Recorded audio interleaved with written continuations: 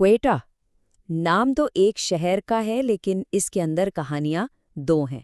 ایک شہر میں دو شہر کیسے بستے ہیں؟ آج ہم اسی پیچیدہ حقیقت کو سمجھنے کی کوشش کریں گے۔ تو چلیے سب سے پہلے کوئٹہ کے جغرافیے پر ایک نظر ڈالتے ہیں۔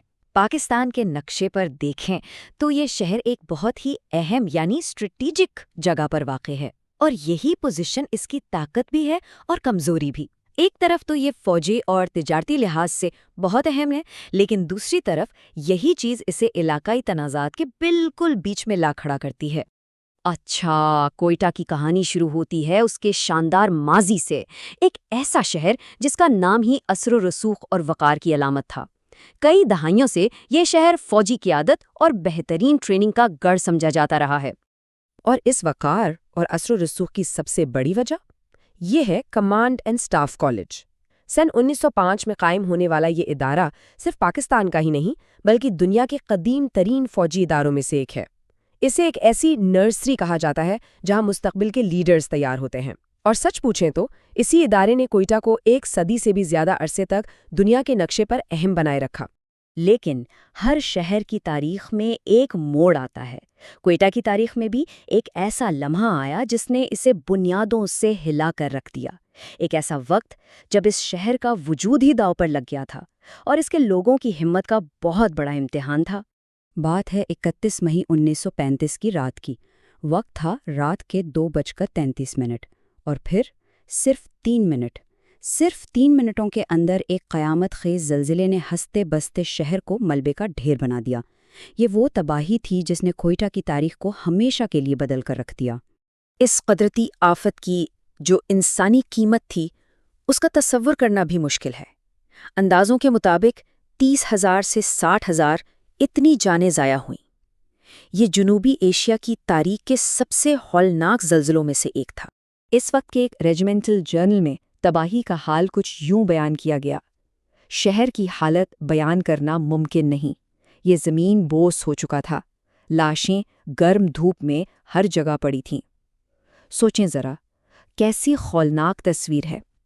لیکن، اور یہ بہت اہم بات ہے، اس مکمل تباہی کے باوجود کوئٹہ کے لوگوں نے ہمت نہیں ہاری۔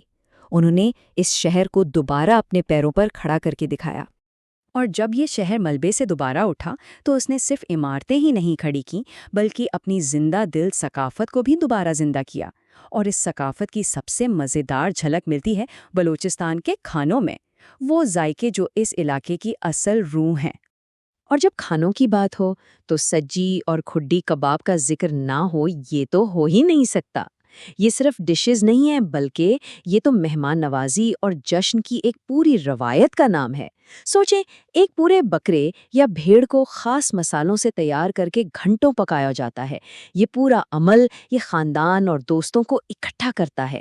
یہ اس کھلے پن اور زندہ دلی کو ظاہر کرتا ہے جو اس کلچر کی پہچان ہے۔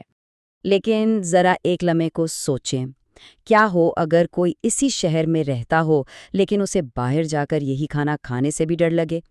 یہیں سے ہماری کہانی ایک بالکل مختلف ایک تاریخ موڑ لیتی ہے۔ اسی شہر میں جہاں ایک طرف جشن ہے، وہیں دوسری طرف کچھ لوگوں کے لیے گھر سے باہر نکلنا بھی جان کا خطرہ ہے۔ تو اب ہم بات کریں گے کوئٹہ کے اس دوسرے چہرے کی۔ یہ کہانی ہے ہزارہ برادری کی، ایک ایسی کمیونٹی جو اپنے ہی شہر میں ایک مسلسل خوف اور ظلم کا سامنا کر رہی ہے۔ تو یہ ہزارہ کون ہے؟ یہ ایک نسلی گروہ ہے جو تقریباً 150 سال پہلے افغانستان سے ہجرت کر کے یہاں آیا۔ ان کی 2 شناختیں ہیں جو انہیں نشانہ بناتی ہیں۔ ایک، یہ اسلام کے شیعہ مسلک سے تعلق رکھتے ہیں، اور دوسرا، ان کے چہرے کے نقوش منفرد ہیں جس کی وجہ سے انہیں آسانی سے پہچان لیا جاتا ہے، اور بدقسمتی سے یہی پہچان انہیں انتہا پسندوں کے لیے ایک آسان ہدف بنا دیتی ہے۔ اور جو نفرت ہے وہ کوئی ڈھکی چھپی نہیں ہے۔ ایک شدت پسند تنظیم لشکر جھنگوی کی طرف سے یہ دھمکی کھلے عام دی گئی: تمام شیعہ واجب القتل ہیں، ہم پاکستان کو ان کا قبرستان بنا دیں گے۔ یہ صرف الفاظ نہیں ہیں، یہ وہ زہریلا نظریہ ہے جس نے ہزارہ برادری کی زندگی کو ایک مسلسل ڈراونے خواب میں بدل دیا ہے۔ یہ گراف صرف کچھ لکیریں اور نمبرز نہیں ہیں، یہ ایک پوری دردناک کہانی سناتا ہے۔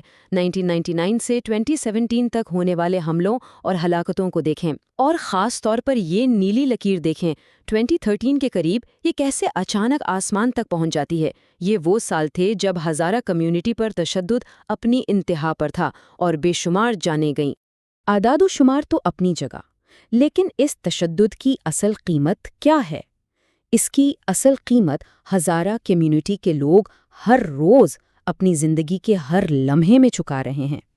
یہ قیمت ان کی آزادی، ان کے کاروبار اور ان کے ذہنی سکون کی ہے۔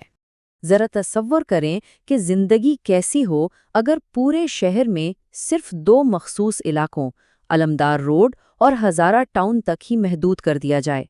اگر بچے یونیورسٹی جانے سے ڈرنے لگے، اگر کاروبار ٹھپ ہو جائے کیونکہ باہر نکلنا ہی خطرناک ہے۔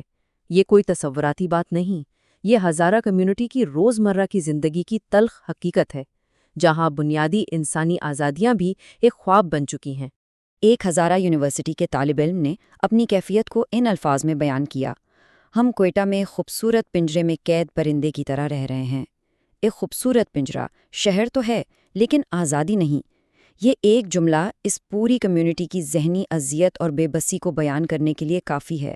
دیکھیں، کوئٹہ نے 1935 کے زلزلے کے بعد خود کو ملبے سے تو اٹھا لیا تھا، لیکن آج سوال یہ ہے کہ ایک شہر جو قدرتی آفت سے نہیں بلکہ انسانوں کی پیدا کردہ نفرت اور تقسیم سے ٹوٹا ہو، وہ خود کو دوبارہ کیسے جوڑتا ہے؟